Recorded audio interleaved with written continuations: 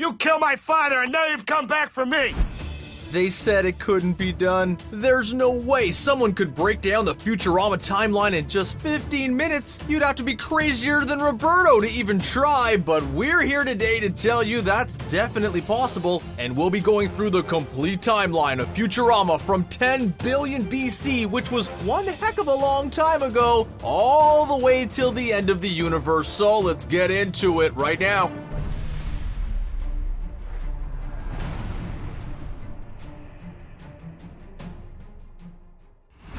For a show called Futurama, it's strange how much time in the past it focused on, and when we say past, oh boy do we mean it. We're not just talking about Old West past, or ancient Egyptian past, or even pre-toilet paper past. No, when we say Futurama's timeline starts in the past, we mean like pre-everything. If we're starting from the beginning, we have to go back to 10 billion BC, when the only living thing in existence was Evo, a planet-sized alien from another universe, lonely from drifting through space, presumably without Netflix to watch endless reruns of Friends to pass the time. Then, 17 years before the Big Bang created the universe, the mighty Niblonians, a race of super intelligent, super cute aliens, started popping up, and that must have been boring. What did they do for fun before the Big Bang? We're guessing Monopoly, but of course, soon the Big Bang happened and there was much rejoicing. The downside, milliseconds after life was officially created, the villainous brain spawn came into being and immediately went to war with the Niblonians. About 4.5 billion years in the past, the sun, earth, and moon are finally created. Hey, goodness, it was about time. From here, it's just your average, everyday, normal history lesson. 5 million years ago, an earthfish crawls onto land, sparking evolution. 65.5 million years ago, a giant flying brain spawn wiped out all the dinosaurs with its mind lasers. In 3500 BC, cats from Thuban 9 arrive in Egypt and are worshipped like gods and force the Egyptians to build the Great Pyramid of Giza. You know, normal history stuff. Let's gloss over some years because we want to finish this video before we actually reach the 31st century in real life. But two things to note. In 24 BC, the show's precious Nibbler was born, who'd go on to become a major plot point for the show, and in the 1500s, some dingus alien named Leonardo from the planet Vinci arrived on Earth and was declared a genius. Some people just have all the luck. Now, let's move on to the 1900s. The most memorable thing to happen in the first half of that century was probably when the Planet Express crew traveled to 1947. Not only did the gang create the Roswell UFO incident, but Fry accidentally killed the guy he thought was his grandfather and then ended up impregnating his grandmother and becoming his own grandfather. But from here, let's talk about Philip J. Fry's origins. He was born in 1974 and his childhood was mostly defined by his rivalry with his brother Yancey. There was a whole thing about a lucky 7-leafed clover that we don't want to talk about because it'll just make us cry, so let's move on to 1997, when Fry meets his beloved pet Seymour. Oh no, yeah, this is gonna make us cry too. Move on. But all of these crazy events happened before the show officially started, so let's move on to the end of 1999 when the first episode begins. A fateful fake pizza delivery call for Icy Wiener sends Fry to applied cryogenics on December 31st. Seconds after the new year, Fry falls into a cryogenics chamber and is frozen for 1,000 years. We learn in season 4 of Futurama that Nibbler was the one who placed the fake phone call and was responsible for pushing Fry into the pod. Nibbler's shadow can actually be seen in the first episode of the show, so that's a fun bit of trivia that the show was always planning on implementing and not just reveal at some kind of last-minute retcon. Even though Fry is asleep for 1,000 years, a lot happens during his slumber. Here are some highlights. There was a big war in 2012 when Conan O'Brien loses his legs. Between 2079 and 2099, humanity was enslaved by cyborgs, then by giant carrots, and then in 2801, robot Santa Claus was created and then promptly went crazy, and in 2961, Planet Express was officially founded. This is where the real bulk of adventures start, with Fry and his friends going on a bunch of wacky space journeys and getting involved in plenty of futuristic shenanigans. They're usually joined by Planet Express's other crew members, Hermes, Amy, Zoidberg, and of course, the most important, most vital member of the Planet Express team, Scruffy. This is the A-Team, or maybe the Z-Team given their track record. So what are the biggest things to happen on the Futurama timeline during this period? Well, first, Leela sleeps with Zap Brannigan, and that's the most important event to happen in the future of forever, and we should never forget it. And oh wait, Zap was forcing us to say that? Oh, well, he's gone now. Zap's the worst. Fry becomes a billionaire because the interest in his account was quite large after 1,000 years, and then he lost it all. A giant garbage ball threatens New York City. Yeah, that's right, New York, because the old New York was destroyed in an alien invasion. The professor invents his most important, most useful, most vital invention, the finger longer, which is a glove with an extended index finger. You know, sometimes the show gets a little too sci-fi for our taste, and the invention of the finger longer almost stretches beyond our belief. In 3003, Leela gets some great news as she finds out her true origins. All her life, she thought she was alone, some sole survivor of an unknown alien race, but that turns out not to be true. She's actually a mutant. Okay, that sounds bad. She's the offspring of two shamed sewer mutants that live below the Earth's depths. Okay, that sounds worse, but trust us, it's a good thing. We could only wish we were as cool as Leela. Speaking of Leela, what are we doing talking about crazy events like the Omicronians invading Earth, or the Globetrotters being from their own planet and helping the Planet Express crew save the universe on different occasions, when really, we need to focus on the most important events that happen in this time frame, Fry and Leela's blossoming relationship. Their relationship was hard to get off the ground, but once it got going, it was responsible for some of the best moments in the show's history. Remember how Leela sleeping with Zap was mentioned earlier? As much as it makes all of us cringe, it's probably at least a little responsible for kickstarting the Fry and Leela relationship. When the Titanic set sail, not the doomed Leonardo DiCaprio Kate Winslet one, the luxurious space cruise that eventually ends up being sucked into a black hole, and hearing that out loud, we wish the Leo and Kate version ended up being sucked into a black hole as well. Anyways, on that ship, Leela uses Fry to help her avoid Zap, and that opens things up in a romantic way for the two. They bond over their loneliness and can actually see each other as viable love interests. Huzzah! And we can't actually talk about their relationship without mentioning the parasitic space worms. Okay, they're nicer than they sound. After Fry eats an infected sandwich, the worms burrow inside him, but actually make him smart. He's able to express his feelings in much more eloquent ways, like mastering the very difficult instrument, the holophoner, for her.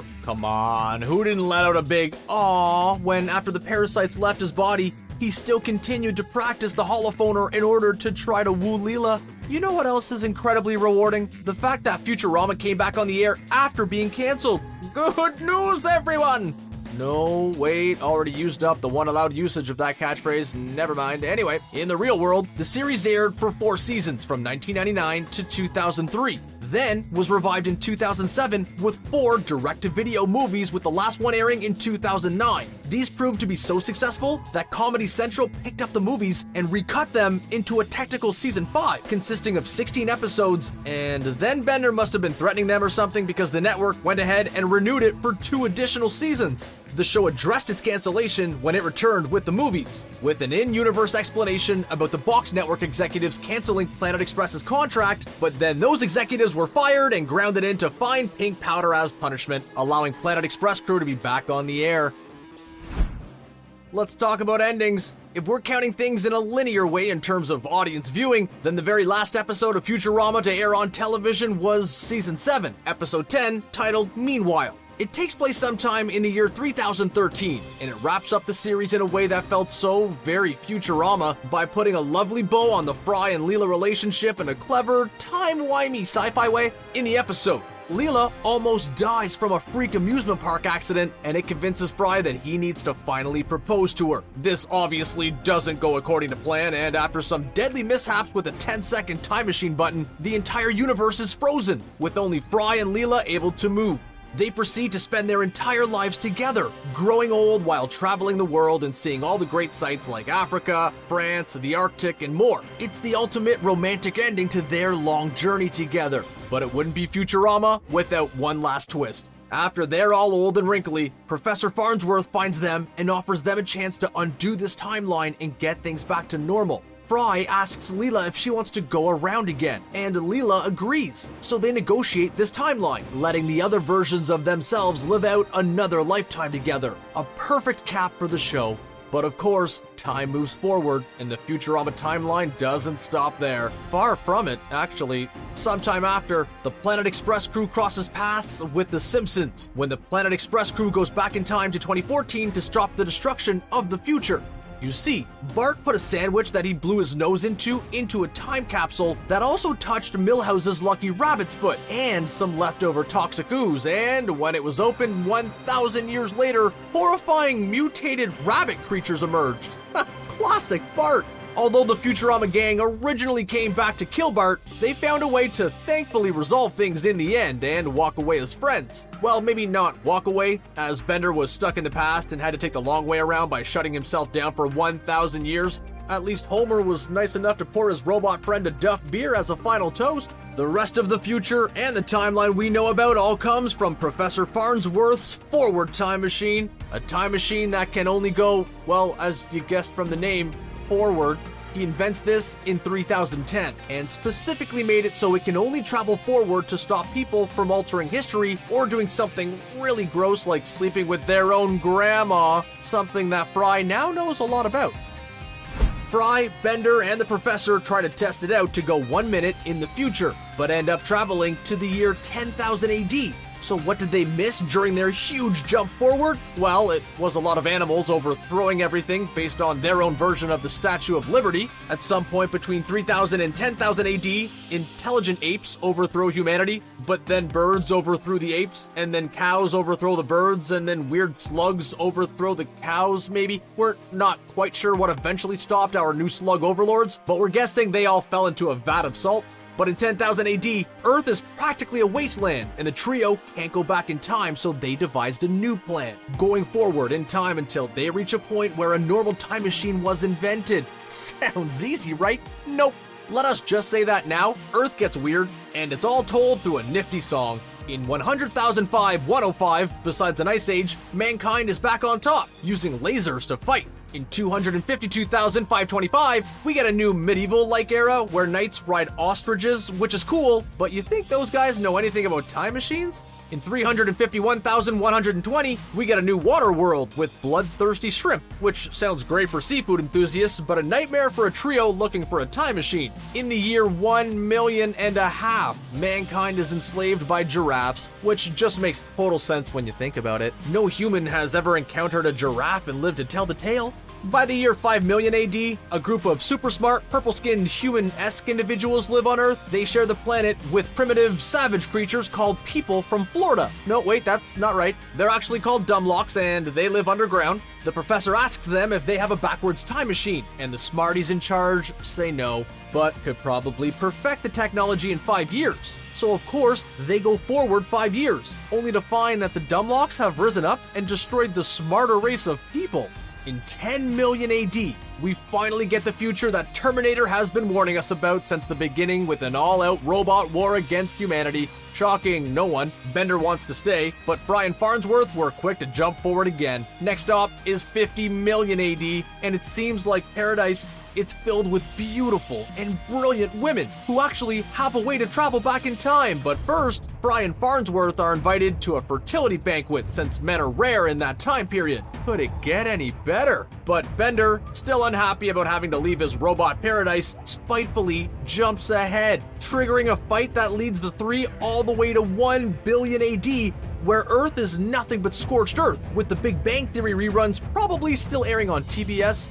Having nowhere else to go, Fry, Bender, and Farnsworth are content with their lives and agree to watch the end of the universe together. They set the time machine to the maximum setting and sit back and enjoy the ride. As they travel to a year with something like 40 zeros in it, they watch protons decay and leave nothing but darkness. Is this game over? Nope! They actually witness something incredible as they witness a second Big Bang, which creates a whole new universe that's identical to the previous one, and the cycle starts all over again. That's right, a complete timeline video for Futurama is basically impossible because time keeps looping forever. So go ahead and set this video on repeat. The group is able to travel forward to their own time, but of course, Farnsworth slips again, forcing them to travel forward all the way around once again.